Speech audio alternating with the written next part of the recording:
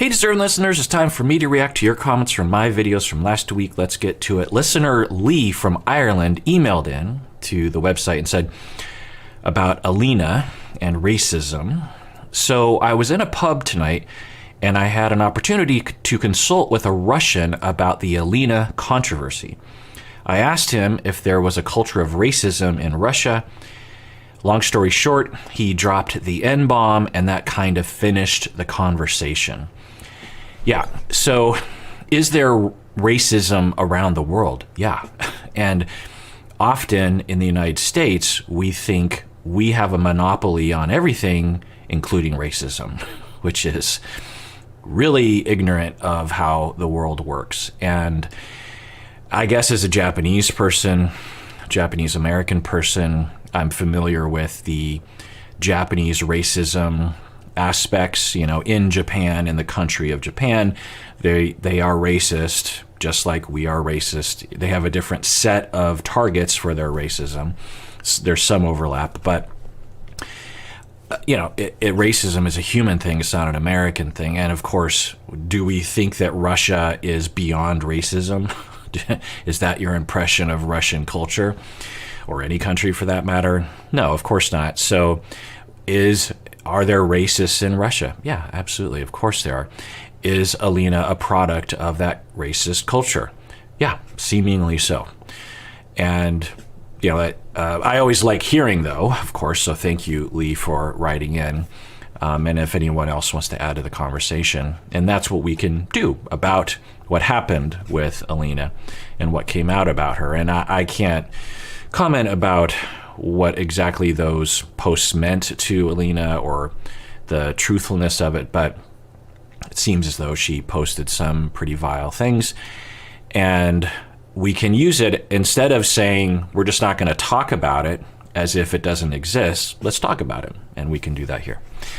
Ella and Johnny, let's move on to that. Just Precious says, as a Canadian nurse, so I was talking about how in this video Ella was upset at Johnny for not making travel plans to come to the States, and Johnny was like, we kind of see Americans as being pretty irresponsible when he didn't use that word, but essentially that's what he's saying about the COVID outbreak.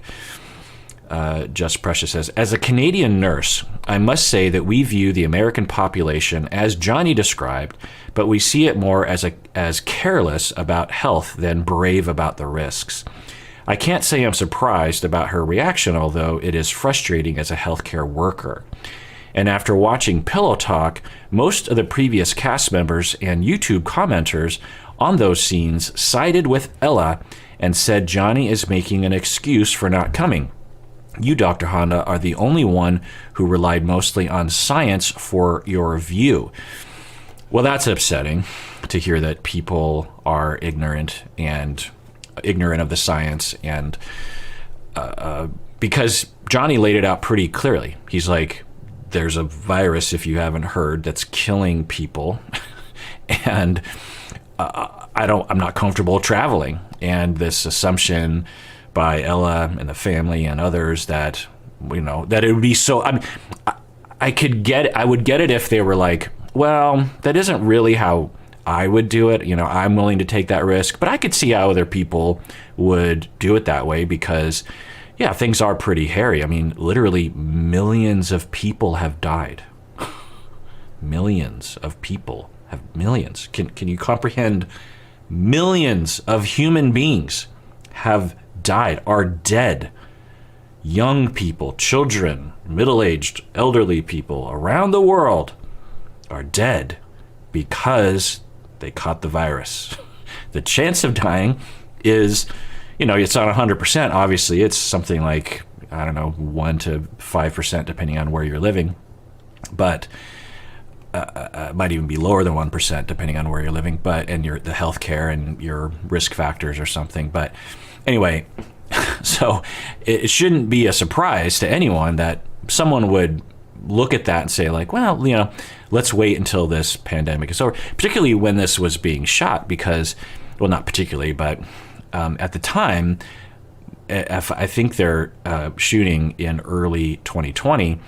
Most people thought that the pandemic would be over pretty soon. So I'm sure to Johnny's mind, he's thinking, well, let's just hold on for a few more months and then I'll come out after the whole thing is over. Of course, it wasn't over, partially because people refused to follow the science. But anyway, M says, I have been on the front lines of COVID as a triage nurse for the last 2 years. The Omicron wave broke me, and I'm now on a leave of absence because of the propaganda and the refusal of leaders to enact and allow mask mandates. The medical community here in Utah is being sacrificed for the selfishness of the people and the politicians. And I don't care for people, and I can't care for people who refuse to do basic hygiene. I am way too hurt and way too angry to be reasonable, and I know it. My hospital has taken in lots of patients from Idaho because they are even less willing to do the basics of hygiene. People get to feel however they are going to feel, but their actions or lack of them impact others in the community like me. And then they get to the health system that they clearly want, a broken one where we all quit. We went to war for our community, and they turn their backs on all of us and are now spitting on our faces. Yup, I'm in therapy, and yup, I know this is a traumatic stress response and highly likely to become PTSD. I am just so angry because I am so hurt and feel so betrayed. Yeah. And thanks for speaking up, M. Thomas, because you and others like you are heroes. We should have dozens of monuments to what you did when we went to war in World War II. I don't think there were half of Americans who were spitting in the faces of the soldiers. You could say during Vietnam War that happened, right? But it's more people are dying from the virus than died in World War II. So anyway, so I'm sorry you're going through that. You deserve a break. Of course you do. And thanks for sharing, and thanks for providing some context. Yeah. What do I say? What do I say? Okay, so again, if you're not in this camp, in the camp of reality and empirical science, when, as I said in the video, when you have an abscess on your tooth, you don't go to Facebook or a website or Joe Rogan for advice, I hope. You go to a dentist, and the dentist evaluates you and recommends a treatment, and you probably follow that treatment. Why do you unquestioningly follow that, but not this? Because we have politicians and people trying to sell podcast advertising time who are capitalizing on the hesitancy of just like, well, what if, because everyone, rational person, is like, is this, it's a new vaccine. Is it safe?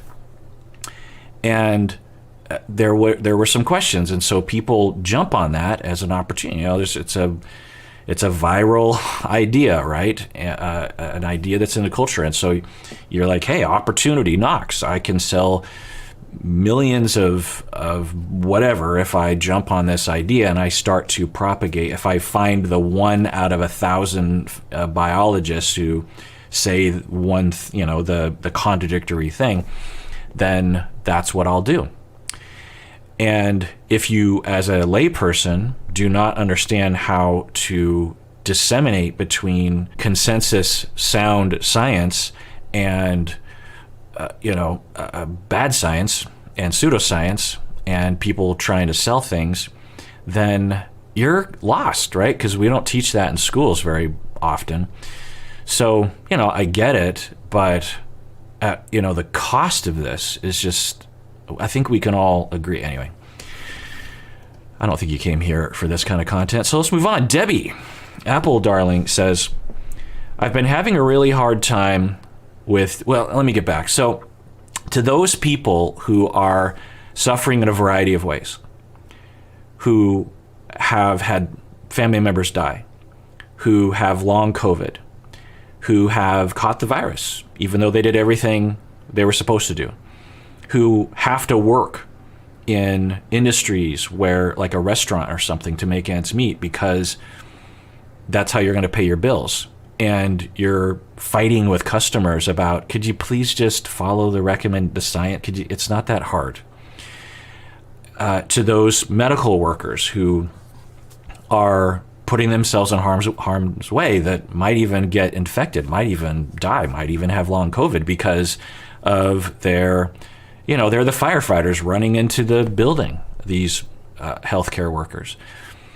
To those people trying to propagate science, to the journalists that are trying to write about good science, to the politicians that are listening to the science, and everyone else who are, just, you could argue, soldiers on the right side of history. I am 100% sure that in 5 years, 20 years, people are going to look back and they're going to see the people that don't make any sense and the people that make sense. I mean, it's obvious.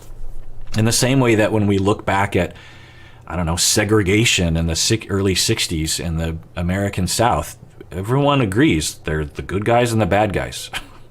It's like, or slavery, in the early 1800s, mid 1800s. It's like everyone understands there were the good guys and the bad guys.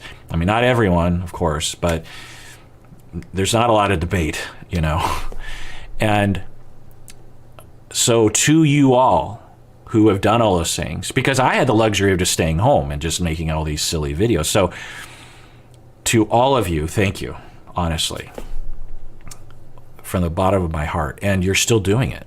And who knows how long you'll be doing it. And you did it for so long. And you deserve a break, M. Thomas. You deserve a vacation. I mean, I would have bowed out long before you did. So thank you. You are true heroes. And I want to cry just thinking about the pain that you've been through and the frustration of watching society, especially if you live in one of those areas like Utah or Idaho, where, because you live in Seattle and everyone follows in my neighborhood, everyone follows the recommendations. There's not you go, anyway. So it's,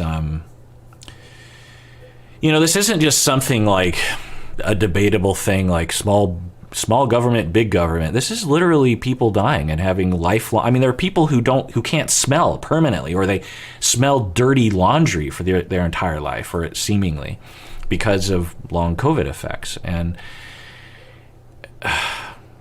if everyone had just followed the recommendations, then it wouldn't have eliminated it, but it would have attenuated the deaths and the infections and the pain and the economic and the emotional pain a lot sooner, right? So, again, you don't come to my channel for this, but it is relevant to us, right? It's a part of our emotional life. It's a part of my emotional life.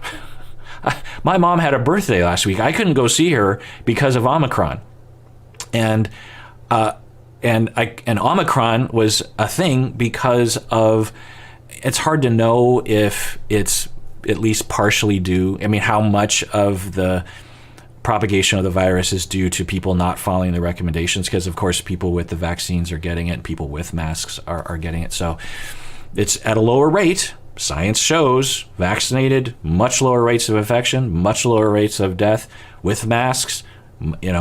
Places that follow the recommendations, much lower rates of death, much lower rates of infection, much lower rates of long COVID. And that's science, and of course it makes logical sense, right? If you think about it. Anyway, so it's it makes me want to cry. It's painful and scary and inconvenient and traumatizing and upsetting and rage inducing. and we're all going through it, And I thought at the beginning of all this that we were going to band together. I thought it was going to be like World War II. That it was obvious. It's like, oh, this is gonna suck, but surely people will, do the right thing and have, even the politicians, surely they'll want to be the good they'll want to be the politicians that people look back on and say that was a hero. They don't want to be on the wrong side of history, so why would they screw it up? And then, of course, it just happened. Anyway, I'm sure I've alienated half the listeners because of that. Switching gears in my head. Debbie video. Apple Darling says, so Debbie was being rejected while she was dating. Okay, so let's switch gears. Apple Darling says, I've been having a really hard time with dating lately. I kept feeling something was wrong with me. When you said at the end, what you said at the end was really comforting. Maybe it will take 500 times, and that doesn't mean that something is wrong with me. It's just that compatibility is so complex, it takes time to find and build. So thank you for saying that. Yeah, so I talk about this often because I found it to be relevant to clients that I worked with and frankly people around me, that, and I'll just repeat it briefly, that when people start to venture into dating, particularly if they're not used to the common way people date these days, they put a lot of eggs in one basket, like the first couple people that they go on, maybe even the very first person that they meet on Tinder or whatever app they're using. And when things don't work out, because percentage-wise, there's a 99% chance that it's not going to work out for a variety of reasons, then they give up or they feel demoralized or something. And what I found was helpful was an attitude of, this is going to take dozens of tries. Now, maybe the first one is the one, but it's not likely.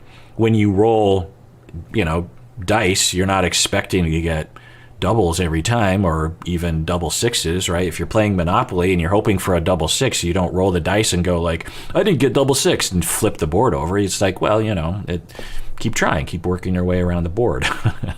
It's not the best analogy, but anyway, so if you have an attitude of it's a numbers game and I'm entering into a campaign. This isn't just like the way it goes in the movies. This is the way it goes in reality. And so I have to lower my expectations for each person.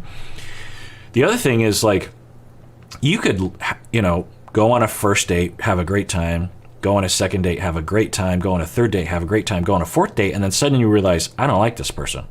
Like, that happens. So even if someone does respond to you and does like you, that doesn't guarantee that your attraction to that person is going to last, because law of averages, or because of statistics and the way humans operate, chances are you're going to not like this person. You're going to fall out of love. You're going to see something you don't like or whatever.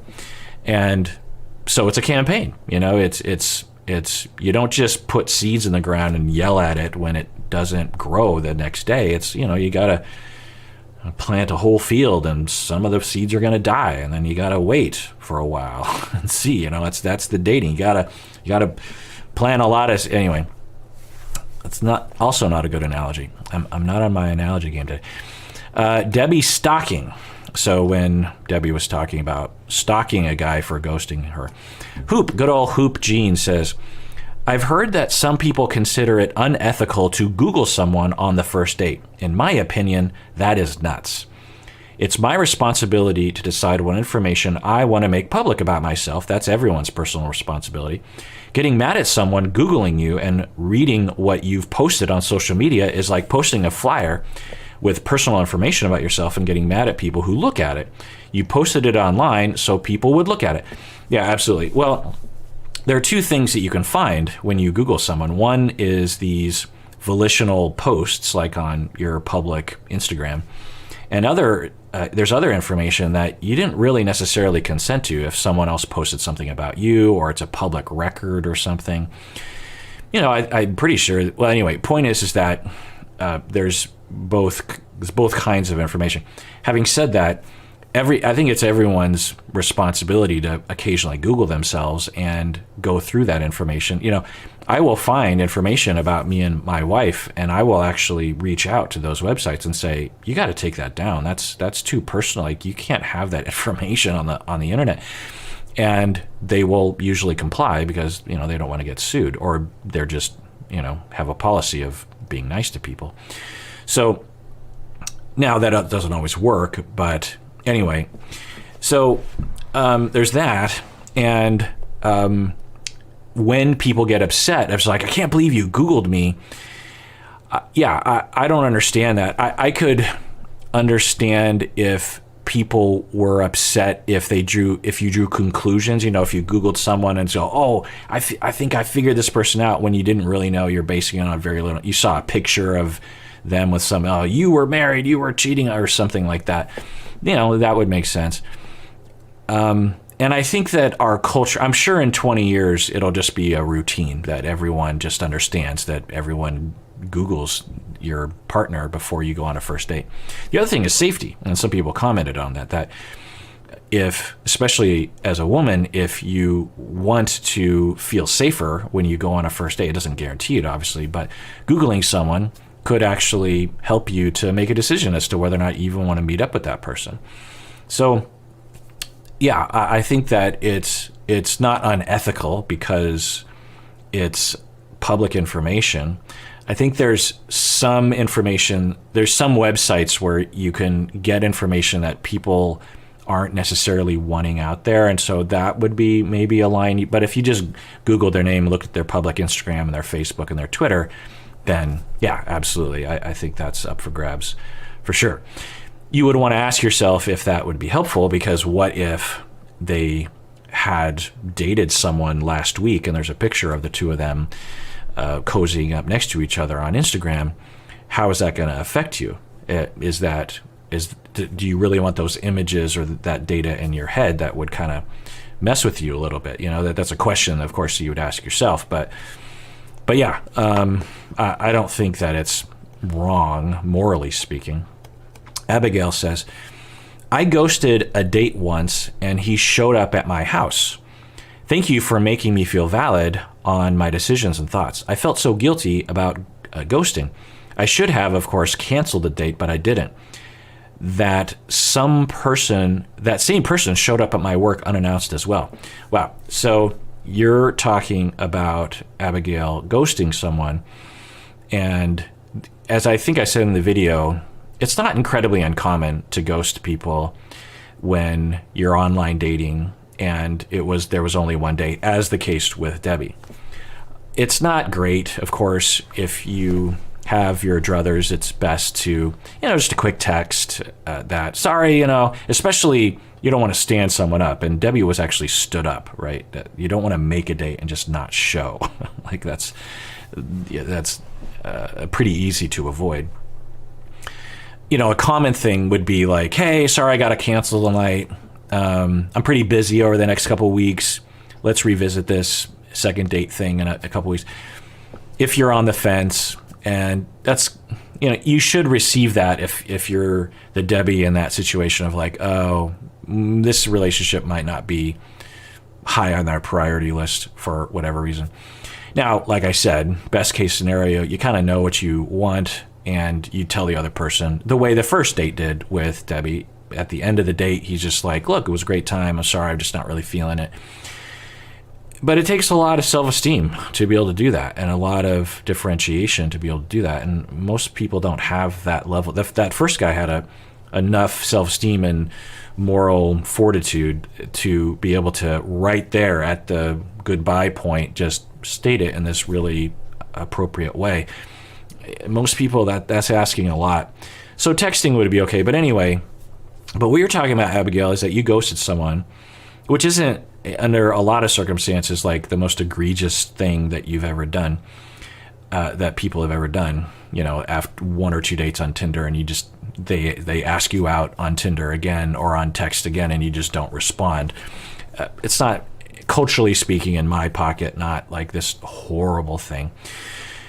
But then you say that the dude showed up at your house and at your work. That's stalking. And that's what Debbie was contemplating doing, either as a joke or otherwise.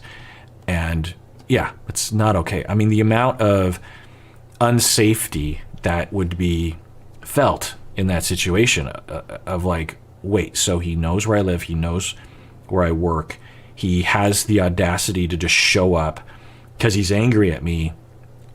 That's a red flag. If anyone ever even hints at doing something like that to you, do what you need to do to be safe. Have a partner, make sure you sleep somewhere else or something like that. Take it seriously because things happen, make no joke about it. Big Ed video in which his dog died. Haley says, I was talking about pet grief. Haley says, for me, losing a pet is different than losing a family member. It's hard to describe how. Perhaps it's the purity of a pet's love as opposed to the complicated relationship we have with other people. Yeah, Haley, that's a good point. And I had that feeling as well and had a hard time putting it into words, but I think you're doing a good job. It's the purity of a pet's love and the innocence of a pet and the dependence, the sheer dependence that they have on you. That makes the loss just devastating. Obviously, if you lost a spouse or a child or a parent, it obviously, we don't rank losses in terms of what's a bigger, but obviously it can be in the same level of intensity. But yeah, it does have a different, and the other difference is so frequently we are making that decision. When our parents, a common scenario when our parents or our grandparents are passing away, there are long conversations with physicians, there's hospice, there are prognoses, there's usually a long lead up over months or years. There's a slow reduction in treatment because it doesn't, your quality of life. There's all these conversations, and a lot of it is not in your hands as a family member. A lot of it is on the recommendation. Sometimes it is in your hands, and that can be hard too. But often when a family member is making that decision, it's clear. It is, all the possibilities have been tried and all the things. And there's been several physicians who have stepped forward and said, I recommend that you take this action, quality of life, that kind of thing. But when it comes to our cats and dogs, it's often we're just alone making it a choice. And some vets are great around these things. They can be very helpful. And I've had some vets that have been really emotionally helpful and really kind and saying like, look, we could spend $20,000 on treatments and assessments, but in all likelihood, given my expertise, given my experience, given the age of the cat, that we're only going to get 6 months, maybe 12 months. And we also have to think about the quality of life. There would be daily injections. The animal might be quite uncomfortable during that time. So it's probably best that we think about putting the cat down.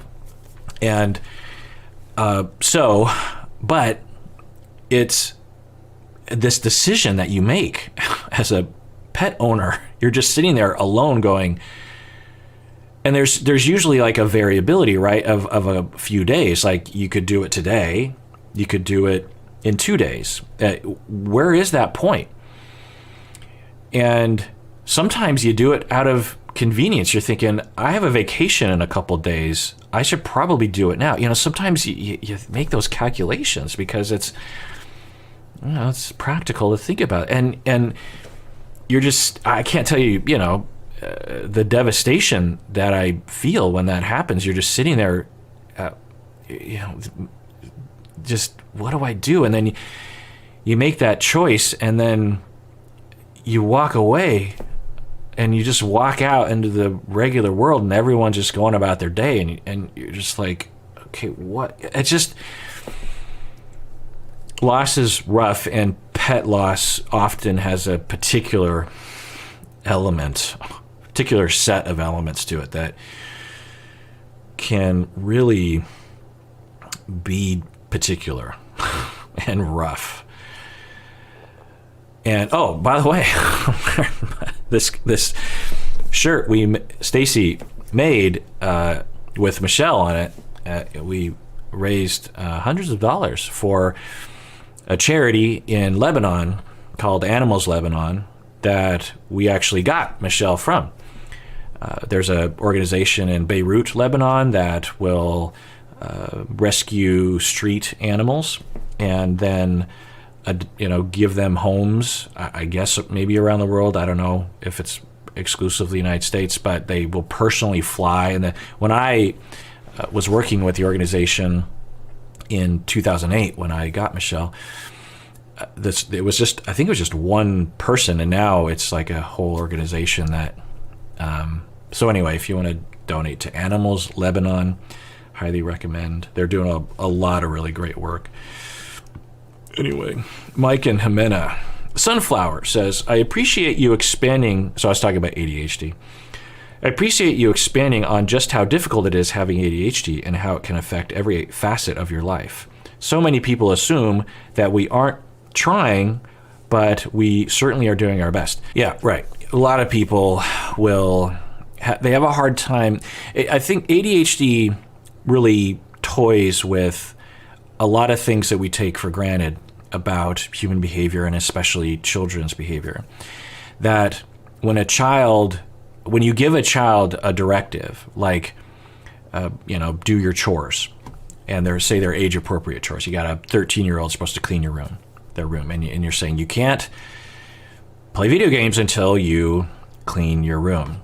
And when a child doesn't do it, the assumption is the child lacks discipline, didn't really care about your directive, is selfish, irresponsible. And so as a parent or a teacher, it's your responsibility to really amp up the intensity of the directive and say, okay, I see that you didn't do you didn't clean the bedroom, and I also see you playing video games on your phone right there. So you're grounded. For 2 weeks, I'm going to take away everything. You just flat out, you're 13 years old, you're almost an adult, and you just completely told me, especially if this is like the 1,000th time this has happened, you're just thinking this person just doesn't understand responsibility, doesn't respect me. I gave them a clear directive. It only takes 15 minutes to do and they didn't do anything. They clearly don't care about rules, and I'm going to have to show them that there's a reason why we have structure in life is because of, that's how the world works. I have to prepare this person for adult, And so when you have someone that you give a directive and they don't do it, it kicks in that normal response that often is a healthy response. Of course, you can take it too harshly when you do that kind of stuff. But if you have kids and if you're a teacher, you're doing this frequently. You're frequently in the mode of, okay, where am I on the discipline ladder at this point? And if you don't understand ADHD, and of course the kid wouldn't understand ADHD, then everyone's lost. And as a culture, we also have this notion of like defiant kids that are, snot-nosed kids that feel like they can do anything. Entitlement. Kids are entitled these days. Everyone gets a ribbon. There's all these ideas. And so when you have someone who doesn't do their chores or doesn't do their homework or seemingly doesn't follow your directions, even though you clearly laid it out for them, there's this assumption like, oh, well, I have to amp up the ladder of discipline, and to not do so is to be irresponsible as a parent or as a teacher. And it really toys with the idea, and I've heard people talking about Mike along these lines of just like, he's using ADHD as an excuse or something, and maybe he is. We don't know what's going on, but I wouldn't be surprised if he absolutely does suffer from at least moderate ADHD, and it does make it hard for him to put away his clothes. Now, the farting and the gross things that he does aren't attributable to ADHD. So there's that. So it doesn't apply to everything. It's not like you can say you're going to have to deal with me farting all the time because I have ADHD. That doesn't make any sense. But the picking up his clothes, absolutely. I mean, you talk to anyone married to an ADHD individual, and they will say things along those lines. Maybe not clothes, but things that are frequently forgotten: keys, clothes. They didn't put away the dishes. They'll come around the corner and the dishwasher will be like half emptied. And you're like, what happened here? With ADHD, and I went into detail on why that happens. And so there's this assumption, and we have to deprogram everyone close to, and I would do a lot of this when I would diagnose people, as I have to talk with this is why being a marriage and family therapist really helps. It's like you can't treat someone in isolation. You can't just treat the person with ADHD. A lot of the times, at least half of the treatment had to be done to everyone around that individual, because that had a lot to do with the problem in terms of their attitude and the way they treated it. Because, if you have ADHD, often people who have ADHD, 90% of their psychological problems have to do with the way people reacted to their ADHD, not their actual ADHD. But anyway, so yeah, Megan says, I was a middle school teacher for 10 plus years, and this might have been the best explanation of ADHD that I've ever heard. Oh, thanks, Megan. Kelly says, Dr. Honda, please give teachers some credit. We put things and tools in place for students with ADHD and other learning disabilities so they can handle things. There are lots of things that must be done. It's different from when you and I went to school. Yeah, I don't remember what I said about teachers, but I'm guessing I must have said something disparaging about teachers don't know what they're doing with ADHD, and that's wrong. Absolutely. They're especially more so now. But we still have a long way to go, in my opinion. And certainly there are some schools we could imagine that are more progressive along these lines than others. But yeah, if I said something like all teachers are hopeless or something, that's ridiculous. Some teachers are more expert on ADHD than people in my field, because they have 17 students with ADHD throughout their day, and so that they're very good at assessing and helping, and absolutely. So, but I wouldn't say that all schools and all teachers have an appropriate response. And of course, why would that? I mean, if you're a teacher, you're struggling to teach, and you don't have time to learn about all the different, because it's not just ADHD you got to learn about if you're going to address these kinds of issues in students. There's anxiety and depression and trauma and PTSD and personality disorders. That's a lot to take on as a teacher when you're already overworked and underpaid. Lucas says, I'm curious if generalized anxiety disorder also can cause these types of lapses in memory. Does anxiety disorder also affect executive function? Yes, absolutely. And this is something that I ran into a lot when I used to work with this population, was that, and statistics show this, that more kids suffer from anxiety disorders than they do with ADHD. Yet, how often do you hear about people discussing anxiety disorders in children and school-age kids than ADHD? Mental disorders are ignored too often. But if something is going to be discussed, top of the list is ADHD. And yet, top of the list should be anxiety, because if you're suffering from anxiety, whether it's generalized anxiety or a phobia or PTSD or OCD or something, you are going to be distracted, And a lot of the times I would, come upon a family, I'd be referred a family, and someone would be identified as ADHD, and I would do a quick assessing, and I'd be like, this kid doesn't have ADHD, or at least either has mild ADHD but doesn't have classic ADHD, because they're unmedicated and they're able to stay on task with me, and they're able to stay on task when they do these other things when they're not being stressed out.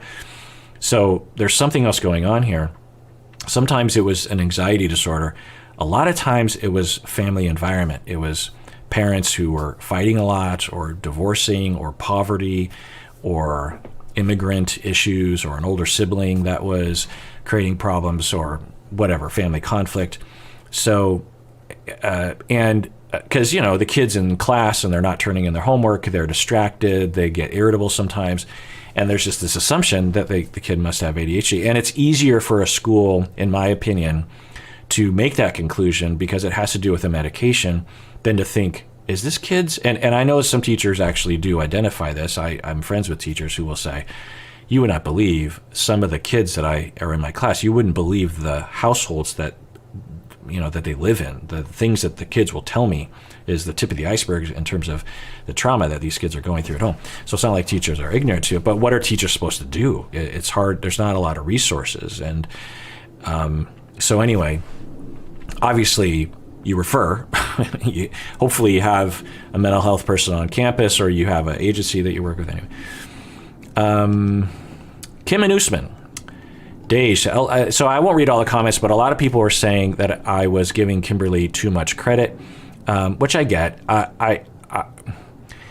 I with Kimberly, I totally understand if someone is just like, Kimberly is assaulting him at this.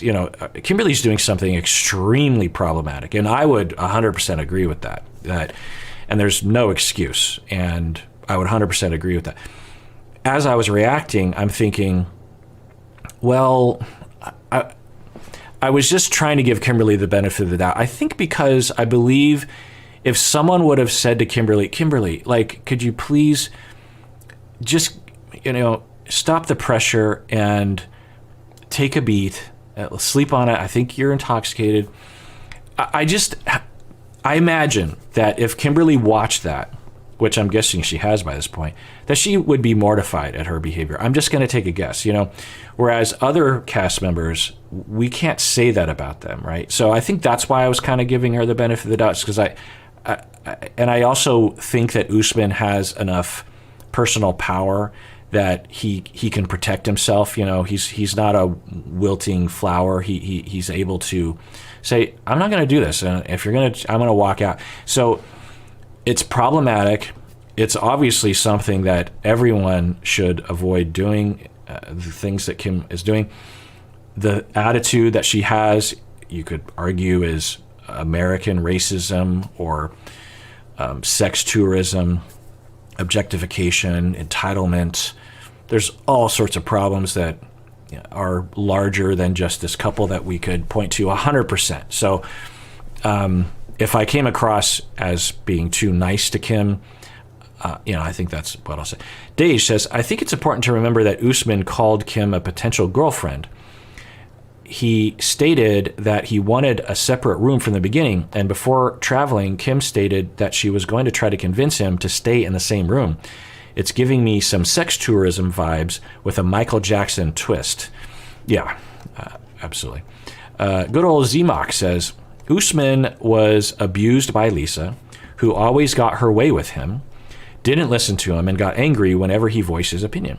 Now that he's free from Lisa, I think whenever a woman pushes him in this way, he gets triggered. He wants to take it slow, and he's entitled to that. Absolutely. And I hadn't really thought about that, Zmok, about the trauma that Usman had from Lisa. Yeah, I mean, we'd have to ask Usman about it. But Jesse and Jennifer video. This was from a while back in which they had a fight about Jesse saying something to the effect of Jennifer sells herself on Instagram, something like that. It's Georgia says, I wouldn't be surprised if Jesse knew exactly what he was inferring when he said that. Yeah, I was like, I wonder if Jesse knows what he was inferring there, because certainly Jennifer took it as if Jesse was calling her a sex worker. And I was wondering, I was like, did Jesse understand that?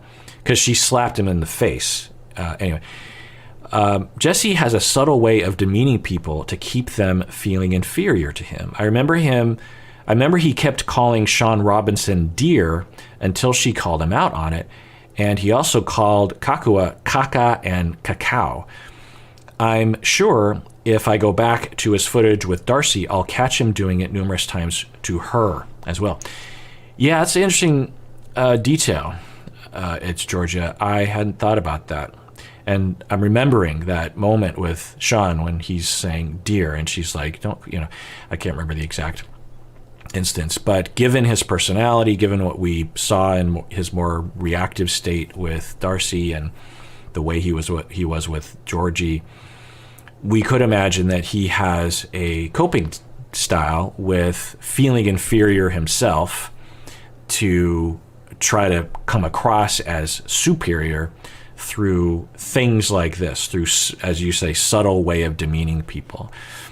Yeah, I could see that. Sky says, my memory in these instances sucks. So I was talking about how they were arguing about what had happened, and I went on a jag about how it's universal that when we enter into a fight with our spouse and we talk about previous things that were said, even if it was just a couple of minutes ago, neither individual has a accurate depiction of what happened.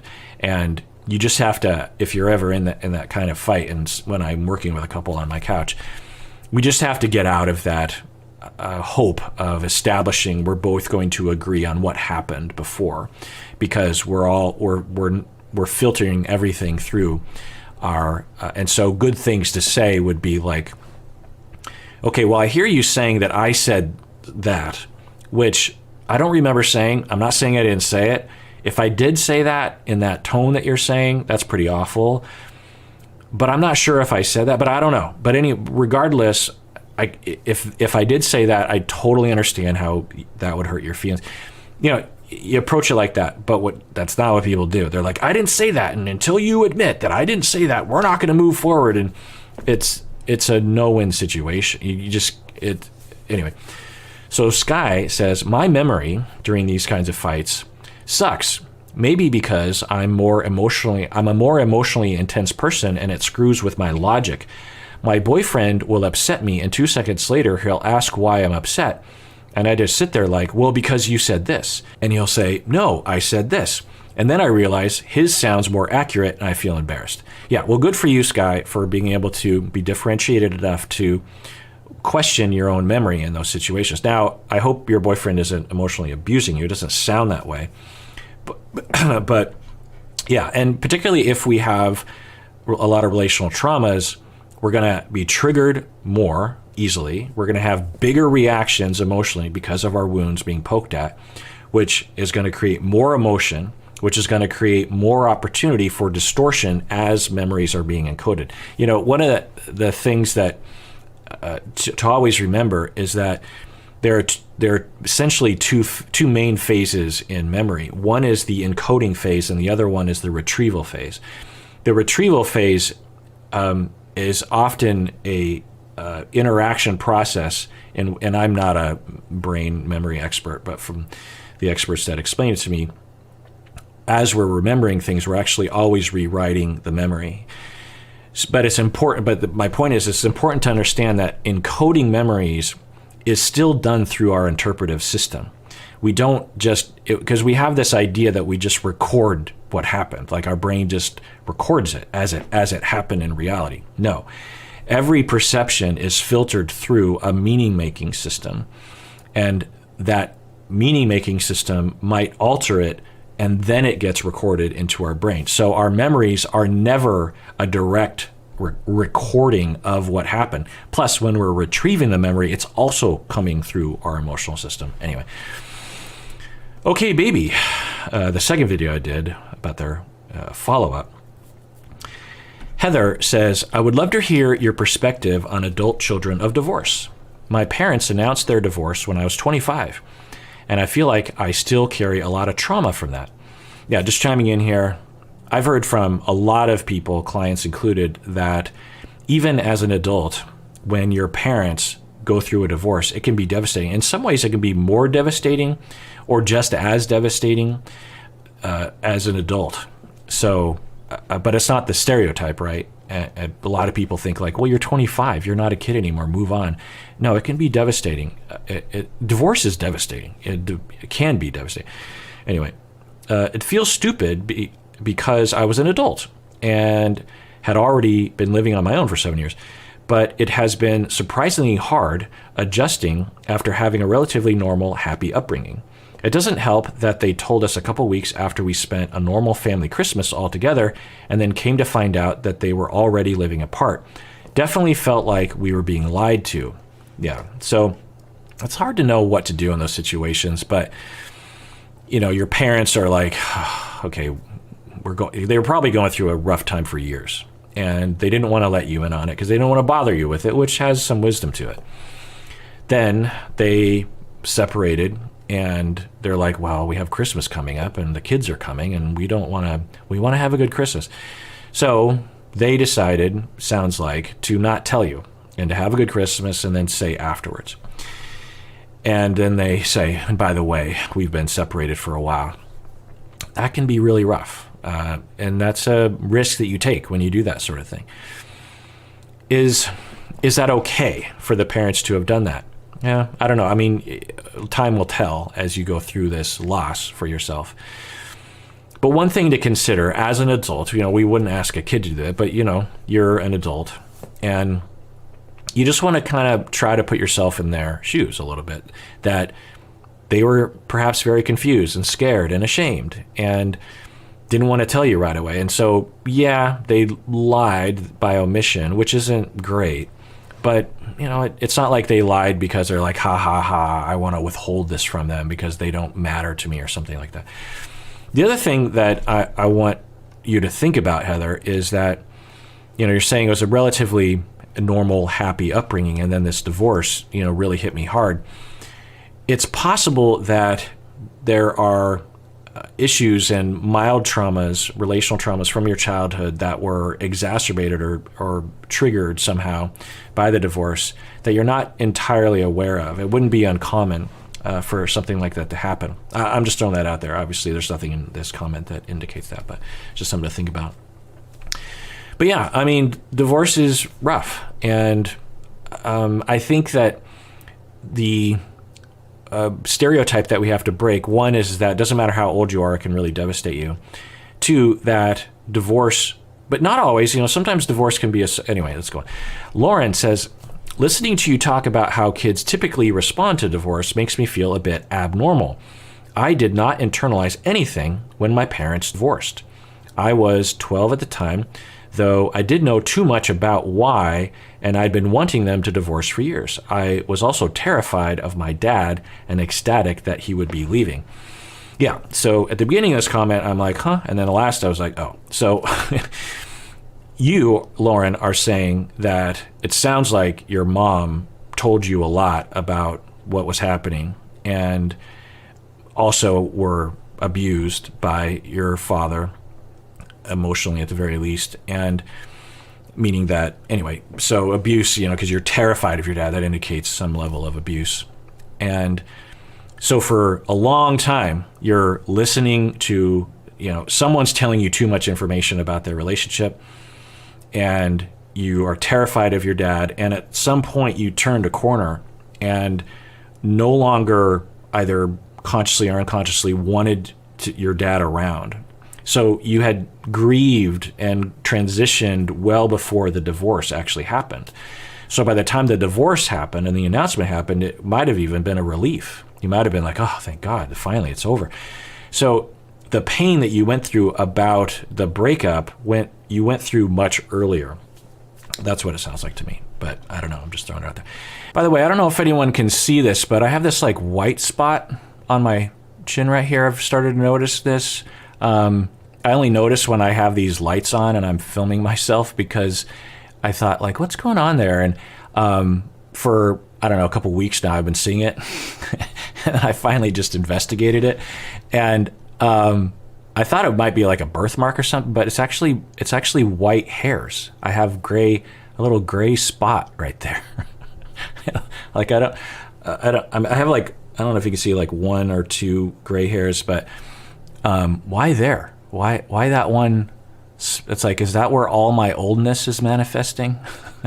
Is that where the 51-ness of me starts to, like, the rest, my whole, at 52 it'll be this big, and by the time I'm 60, like, the entire thing will be white. I don't know, but I don't want anyone to be concerned about me thinking I have some kind of tumor or something. It's not a tumor. Elise says, I have been in the exact same spot as her, talking about Kira and Oscar. I have been in the exact same spot as her. I can totally see where Kira is coming from. In fact, I used to have all of these beliefs about finding myself and needing to break up. So Kira's talking, she's breaking up, at least what she says is because she wants to find herself. And I talked for a while about how I've worked with clients along those lines. I'm also the overfunctioner in my relationship. We got married at 18, had a kid at 19, and years later, I felt the need to leave because I felt like I couldn't connect with myself. I started to realize no decision I made up to that point was one that had considered my own wants and needs. When I recognized this, I blamed my relationship that had problems, and I blamed it on my partner. I declared a separation. I was convinced it was my relationship that was holding me back. The problem was I had been so disconnected with myself, I didn't have a way of differentiating what things I liked about my life versus things that I truly needed to change. It's taken me a while to learn, but I now enjoy being a mother, a wife, and by myself. I need all of those things to feel at balance with my identity. But too much time alone or over-involved in my husband's life and matters or overwhelming myself with trying to be the perfect parent will result in a disconnection with myself. Since I have healed a lot and worked on this issue the past couple of years, I don't impulsively try to leave my husband or impulsively try to take an unplanned extended vacation anymore, thank God. I have learned how to manage when the balance starts to get out of whack. I have also learned that even though I love my husband and child so much, I cannot make them responsible for my own self-esteem, my spiritual being, and my habitual identity, though they do and always will contribute to it. I thank this podcast for helping me grow and learn about these things. Right. Well, I'm really glad for you, Elise, that you, one, identified for yourself at some point like something's wrong. And you thought at the time so there was when you weren't aware of it and your self was on the back burner and these other identities were defining you. And then at a certain point, you're like, something's wrong. So that was good. You made that transition. Maybe it was like you needed enough time to feel secure and loved or safe or something. And your body, you're just like, something's wrong. And the first initial conclusion was, I feel something's wrong because my husband is in my way. And I need to divorce because then I need to find myself. It's that urge, kind of like a claustrophobic feeling in a sense. And then by working on it, you eventually came to a third phase, which was, this doesn't have to do with my husband. This has to do with me. And, there are some issues with my husband and my relationship, but really it's about me finding myself. And, if I want a divorce, I can, but I can still retain this relationship and also find myself. It means that I have to be active in creating balance for my own identity. It doesn't mean I have to throw everything out to find myself. I can actually find myself, but it means that I have to be balanced, meaning that I'm concerned with my husband and I love him and I want to help him, but at the same time, I can't let that eclipse everything else, all my other needs, including having my own identity and figuring out who I am as a person. And that's a really hard thing to do. And if you don't understand that, or you're at the beginning stages of that awareness and finding yourself, it's attractive as an option to just say, I'm going to get a divorce, because that'll just give, it'll eliminate that incursion on my identity.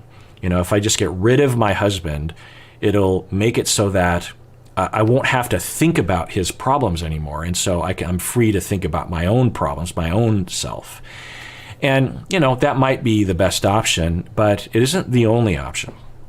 So for you decided, okay, if I work on these things, I can actually build my identity that's totally independent of being a mom, totally independent of being a wife, but I'm also a wife and I'm also a mother, and I can go into those spaces. And that's part of differentiation, is the ability to morph in and out of modes based on what is the most important thing given all of your needs. You have a need to have an identity and your own, and you have a lot of needs that have nothing to do with being a wife and nothing to do with being a parent. But you also have some needs about being in a relationship. You also have some needs about being a parent. And all those things can work in concert, but you have to be able to have that space and that connection made to yourself. I'm guessing for you, Elise, that and when you were growing up, you were denied that to some extent, and just fell into relationship and fell into parenting, not fell into, but transitioned that you defined your identity by your role in other people's lives, and then you just transferred whoever you were doing that to when you were growing up to your husband and to, your child. But good for you for going down that journey. It's a pretty complicated journey, and it sounds like you've managed it really, really well, given what you're saying.